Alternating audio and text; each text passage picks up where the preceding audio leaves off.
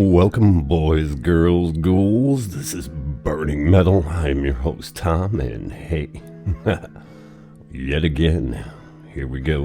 Another Tanto tip. Tanto blade to review this evening, pairing it with some Tomatin 12-year single malt scotch. This is matured in virgin oak and sherry casks, 43% alcohol by volume. Respectable, could be a little bit higher. I like to see it at that 92 proof point. But hey, still a goddamn good single malt with a good age statement at a reasonable price. So you should be able to find this for under $50. It'll vary depending upon the market you're in, but with that said, tonight we're going to be covering yet another Lengren. If anybody saw my King Kong video, I've been looking at knives on eBay, eBay for 2 Sons and 6 Leaves, and on Amazon I've been trying to hunt down and look at some of these brands that might be obscure that I don't see very many or a lot of reviews on. So this happens to be one of those knives. This is the Lengren H, some sort of, is it Chinese, Japanese? This is coming to us in DC 53, so that is a Japanese tool steel, supposed to be an improvement, a modification on D2, supposed to give it greater chip resistance.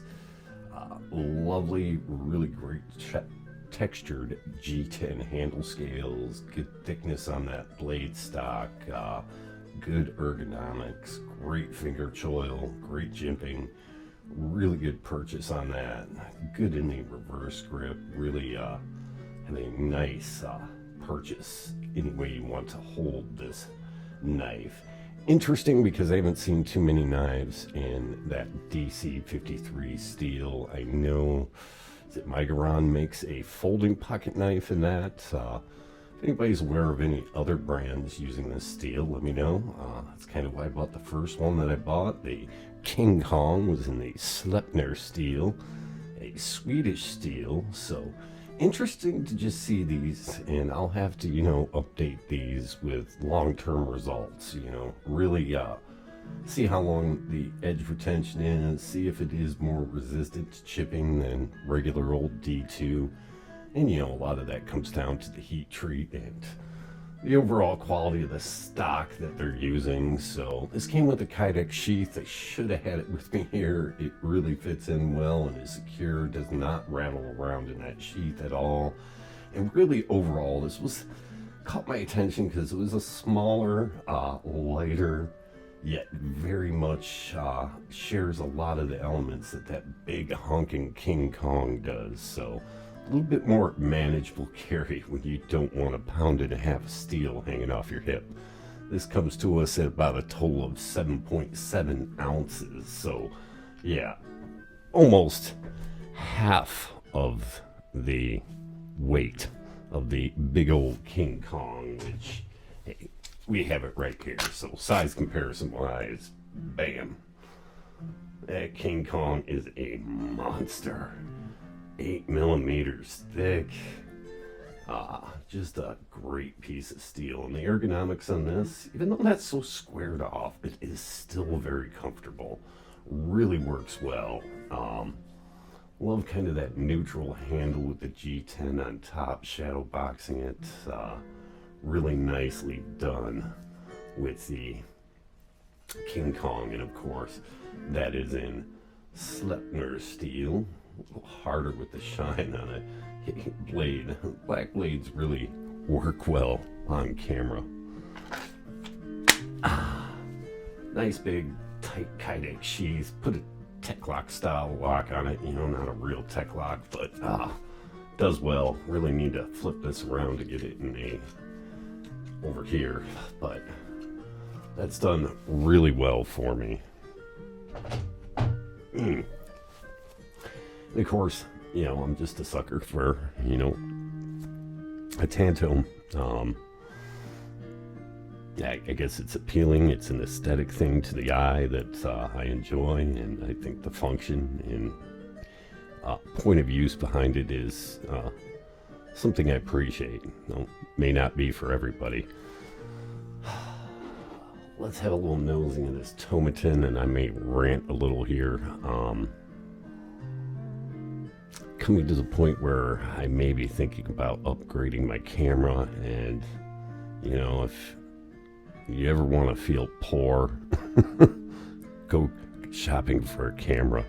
At least we're fortunate enough to live in a day and age where there are some affordable budget options, but even those affordable budget options are pretty hefty price to pay. You want to get better video and more control than using your phone, both for photos and for video. You definitely want a mirrorless or a DSLR, a full frame, or even the CPS, the smaller sensors, CMOS work really well. I'm filming this and have been shooting. I guess nobody's really filming anything anymore, but shooting this with a Canon M200, which does pretty well. It is limited to 1080p for my uses. It does do 4K, but it crops in quite atrociously, and really you lose function of the autofocus. So looking at the new Canon R50 that was just released this year, can do 4K without the crop and has some pretty solid autofocus with a product feature. So I think even for this use, even though it's not going to be going between me, as long as you bring it up close, it's going to pull into view really well, and this still does well, but I would really like to up the quality of my videos. And the limitations I've had with the M200 is there's no dedicated jack for a mic, and to do any recording outside of just sitting here, because I have to use an interface and a condenser mic to get good quality audio, because the built-in mic of the M200 is just shit. So yeah, that's been my big debate. I know, looking at the Sony, and I know there's a shit ton of lenses for the Sony, what is it, AZ1 something, whatever number they have for their cameras, but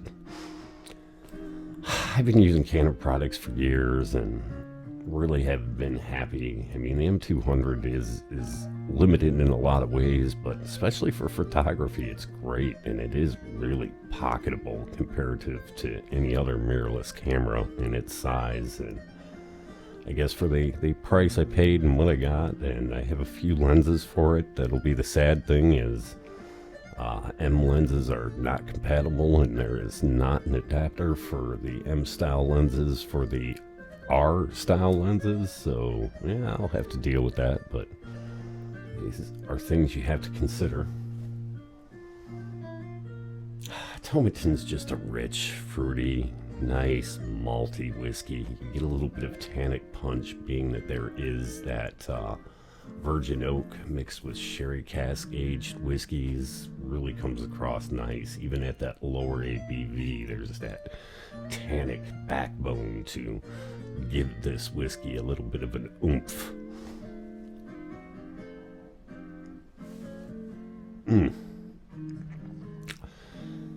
So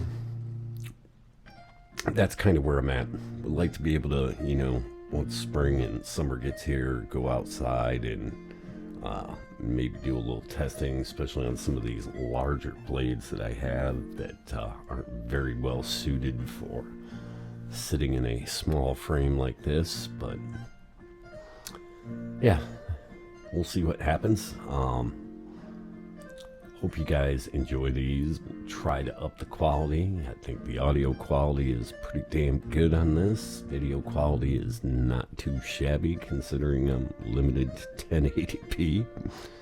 So yeah, that's where I'm at. And then I'll also, I guess have a second camera for B-roll or different purposes. So, yeah, that's where I'm leaning towards at this point. If any of you guys got any comments or feedback on that, realize I'm within certain budget constraints, and yeah, like I said, goddamn, you want to feel poor, go shopping for a good camera. With that said, hope you have a nice day. Cheers.